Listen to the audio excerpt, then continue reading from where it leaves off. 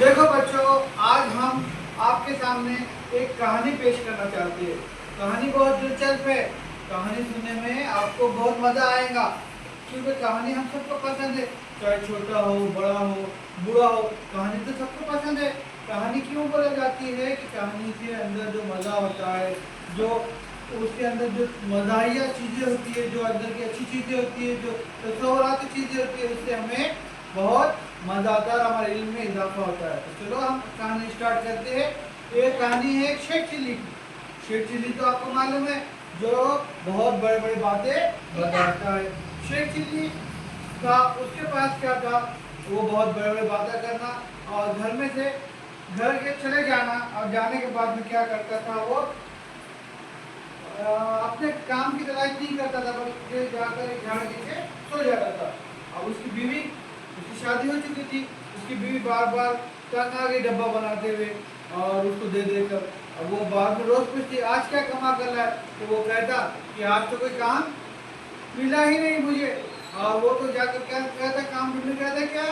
नहीं, वो गया था जाकर झाड़ में जाकर सो गया था और डब्बा खाकर वापस आ गया। वो बहुत बड़ा आईडी था, तो उसको कुछ आईडी होने का उसको कुछ काम हो रहा नहीं था। अब वो झूठ पे झूठ बोलते जा रहा था, है कि नहीं बीमारियाँ? अच्छे से सुनिए आप लोग, हाथ बंद कर।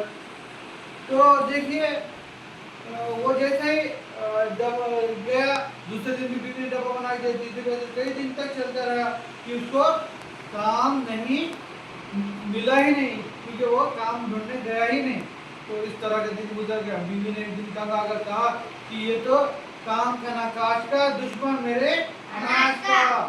ये एक कहावत है, देखो इसके अंदर कहावत आई कहानी कि ये तो कोई काम ही नहीं कर रहा है। तो उसके बाद में उन्होंने क्या किया, डब्बे में जहर मिला दिया। क्या मिला दिया? ये कहानी है, तो असली में तुम सोचेंगे ऐसा ऐसा बहुत बड़ा गुनाह है।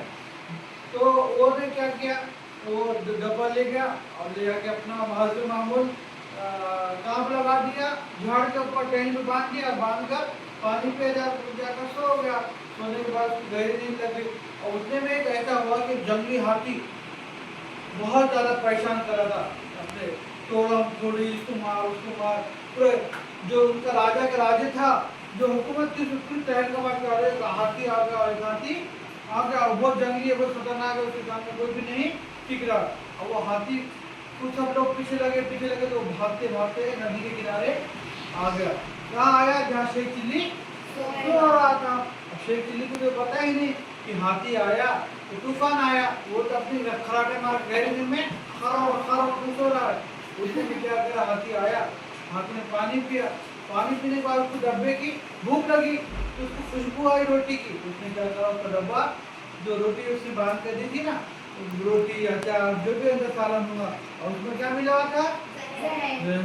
और जैसे हाथी ने खाया डब्बा, कि हाथी को थोड़ी देर बाद चक्कर आने लगे। नहीं नहीं, और अरे ये क्या हो रहा है? तो जैसे ही वो हाथी को चक्कर आने लगे, हाथी घर घर घुमा, वहीं जाकर धड़म से गिर गया। उतने में शेख चिल्ली की आँख खुल गई और शेख चिल्ली क्या देखता है कि ये तो हाथी यहाँ पर मरा पड़ा है। फिर शेख चिल्ली ने जैसे उठा तो सब लोग भागते आए, और सब लोगों को क्या हुआ कि शेख चिल्ली इतना बहादुर है, उसने हाथी को मार दिया। सब लोग आप बोले शेख चिल्ली की जय हो, शेख चिल्ली की जय हो। सब लोग खाने में उठा के नाच रहे, शेख चिल्ली की जय हो। अरे बोल के उठा के ला लिए। शेख चिल्ली बोला, अरे क्या हुआ? तो बोले तुमने तो हाथी को मारा। हाँ मैंने हाथी को मारा, वो बड़े बड़े बड़े बातें करता था, मैंने तो ऐसे नहीं कि मुक्के में मारा हुआ हाथी मर गया था ना। तो शेख चिल्ली की वाहवाही होगी, राजा के पास ले गया, राजा ने तो पैसे दिया, ये अच्छा काम करा। तो दूसरे दिन शेख चिल्ली के घर में है ना, शेख चिल्ली को बुलाने के लोग आए। दूसरे दिन क्या होगा, बाद वहाँ पर राजा का एक जंगली शेर आ गया। जंगली शेर आकर जब इधर ये जानवरों को खा रहा, उसको खा रहा और धूम मचा दिया पूरा उधर। रात में शेख चिल्ली को बुलाया। अब शेख चिल्ली तो बोल रहा भाई, मेरे सामने तो शेर के सामने जाऊँगा नहीं भाई। अपन जाकर राजा के बहन में जाके छुप गया। छुपने के बाद में उसको सब लोगों लेके नहीं चलना पड़ता। शेख चिल्ली के पास एक गधा था। क्या था? एक गधा। वो गधे पे बैठ के शेख चिल्ली गया रात के शहर में और सैर करने लगा। अब क्या बोला, जान दो अब रात में खाने को मिलने वाला है। गधा तो वहाँ उसका भाग गया। वो दिल से बातें करते करते करते रात में आगे चलेगा, तो गधा तो उसका पीछे ही रह गया। उतने में वहाँ पर एक शेर खड़ा था। तो उसने क्या बोला, अबे गधे तू यहाँ क्या खड़ा है? तेरे को तो पर वो उधर से बातें कर रहा, चल अब कोई शेर वेर अपने को मिलने वाला नहीं। उसने गधे का कान समझ के शेर का कान पकड़ा और अपने गधे के बहने में आ गया, उसको अपने गधे के पिंजरे में बंद कर दिया। शेर भी डर गया, अरे ऐसा कौन सा आदमी है जो गधा बोला और मेरा कान पकड़ा, बहुत ही बहादुर दिख रहा है, चलो देखिए कहाँ ले गया था, ले गया तो उसको पिंजरे में बंद कर दिया। तो दूसरे दिन देखा उन्होंने, उसकी पैंट गीली हो गया, अरे बाप रे बाप, शेर को पकड़ के ला लिया। तो राजा हाउस को जो वाह वाह वाह वाह, आपने बहुत अच्छा काम किया, बहुत अच्छा काम किया।